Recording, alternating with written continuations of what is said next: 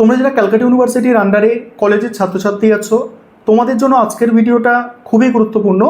আজকে তিনটি গুরুত্বপূর্ণ বিষয় নিয়ে আলোচনা করব। তোমরা অনেকেই বিষয়গুলো জানতে চেয়েছো, বিভিন্ন ভিডিওর কমেন্টের মাধ্যমে বিষয়গুলো জানতে চেয়েছো। 1 নম্বর বিষয়, তোমাদের 5th সেমিস্টারের রেজাল্ট কবে প্রকাশিত হবে, অর্থাৎ তোমরা যারা 5th সেমিস্টারের পরীক্ষা দিয়েছো, পঞ্চম সেমিস্টারে তোমাদের রেজাল্ট কবে প্রকাশিত হবে এটা নিয়ে আলোচনা করব।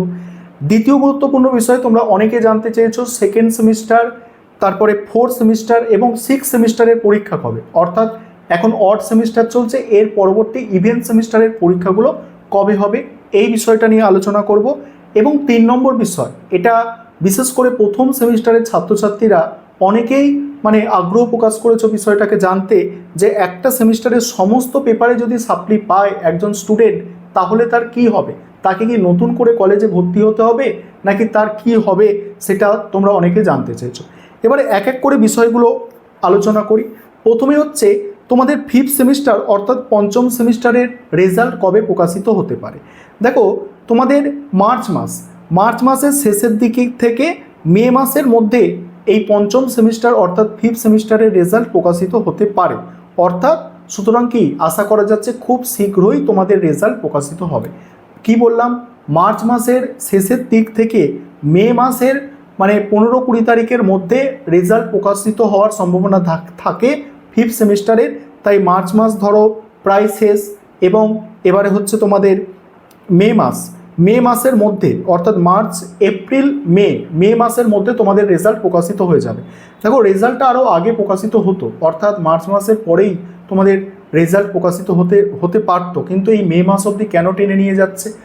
আমার যতটা মনে হচ্ছে যে ভোট আছে, আমাদের পশ্চিমবঙ্গে ইলেকশন তোমরা জানো, এবং আমাদের পশ্চিমবঙ্গে যখন ইলেকশন হয়, এটা এমনই একটা গণতান্ত্রিক উৎসব, সেখানে সমস্ত কিছুই প্রায় বন্ধ হয়ে যায়।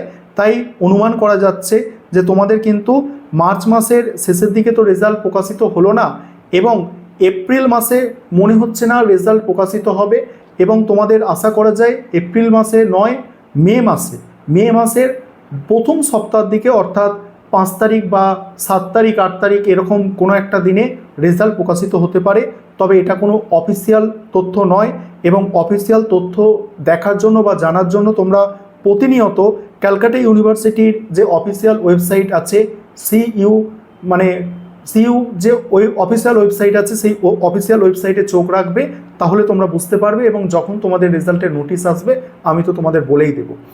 তারপরে কথা হচ্ছে ইভেন্ট সেমিস্টারের পরীক্ষাগুলো কবে থেকে শুরু হতে পারে। দেখো, জুন মাস থেকে আগস্ট মাস পর্যন্ত ইভেন্ট সেমিস্টারের পরীক্ষাগুলো হয়ে থাকে। এবারে জুন থেকে আগস্ট মাস পর্যন্ত বললাম। এবার 6th সেমিস্টারের পরীক্ষা আগে হবে, 4th সেমিস্টারের পরীক্ষা তারপরে হবে, তারপরে 2nd সেমিস্টারের পরীক্ষা হবে। ধরো জুন মাসের একদম শেষের দিকে, জুন মাসের একদম শেষের দিকে 6th সেমিস্টারের পরীক্ষা শুরু হতে পারে, বা খুব বেশি দেরি হলে জুলাইয়ের প্রথমেই 6th সেমিস্টারের পরীক্ষা শুরু হয়ে যাবে।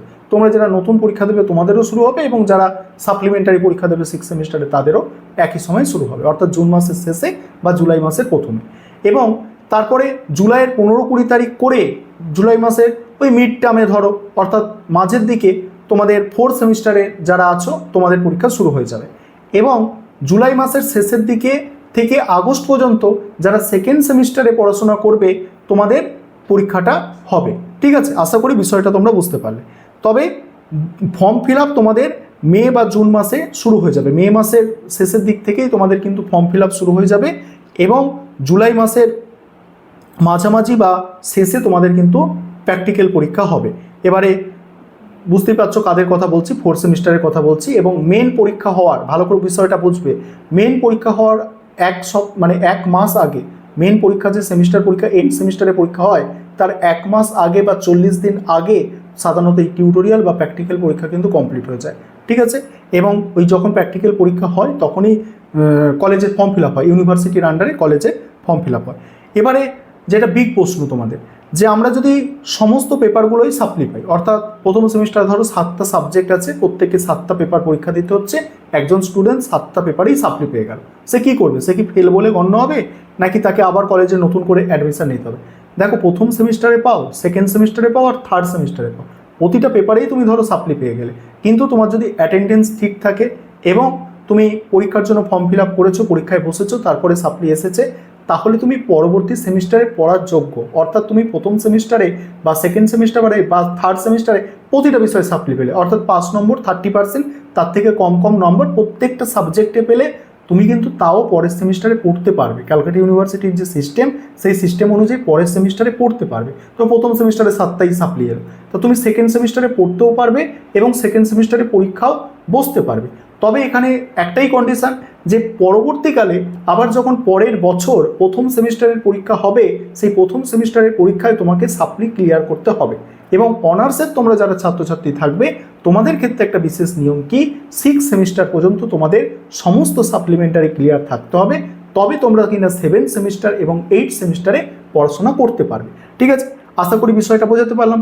এবারে আরেকটা প্রশ্ন তোমাদের মনে ঘোরাফেরা করে যে আমরা সাপ্লিমেন্টারি পরীক্ষা দিতে পারবো কতবার। দেখো, কতবার দিতে পারবে থেকে বড় কথা হচ্ছে কত বছর পর্যন্ত তোমরা সাপ্লিমেন্টারি পরীক্ষা দিতে পারবে। তোমাদের দুটো সিলেবাস আছে। প্রথমে যারা ওল্ড সিলেবাস, তাদের সিবিসিএস সিলেবাস, সিবিসিএস সিলেবাসে 3 বছরের কলেজ কমপ্লিট ছিল, সেখানে এক্সট্রা 2 বছর, অর্থাৎ তারা মানে সিবিসিএস এর স্টুডেন্ট তোমরা যারা আছো, তোমরা টোটাল 5 বছর টাইম পাচ্ছ। অর্থাৎ কেউ যদি তোমরা 2022 সালে ধরো মানে কলেজে ঢুকেছো, 22, 23, 24, 25, 26 পর্যন্ত তোমরা টাইম পাবে। আশা করি বোঝাতে পারলাম।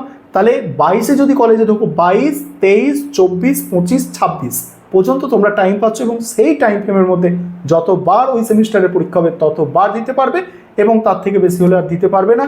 ক্যালকাটা ইউনিভার্সিটি কখনো কখনো আবার স্পেশাল নিয়ম বার করে, যেমন গতবারেই দেখা গেছে যে অনেক বছর আগের অর্থাৎ 18 সাল 20 সালের ছাত্রছাত্রীরাও সাপ্লিমেন্টারি পরীক্ষা দিয়ে দিয়েছে, সেটা পরের কথা, কিন্তু জেনারেল যে নিয়ম সেই নিয়মটা তোমাদের আমি বললাম। এবং তোমরা যারা সিসিএফ সিলেবাসের ছাত্রছাত্রী আছো, তোমাদের এই সময়সীমাটা হচ্ছে 7 বছর, অর্থাৎ তোমরা 7 বছর এই সময়টা পাবে। অর্থাৎ কোনো স্টুডেন্ট যদি 2023 সালে মানে কলেজে অ্যাডমিশন নিল, 23, তারপর 24, 25, 26, 27, 28, 29, 30, ঠিক আছে, 30 পর্যন্ত 2030 সাল পর্যন্ত সে পরীক্ষা দেওয়ার সুযোগ পাবে এবং তার মধ্যে যতবার সাপ্লিমেন্টারি পরীক্ষা হবে ততবার সে পরীক্ষা দেওয়ার সুযোগ পাবে।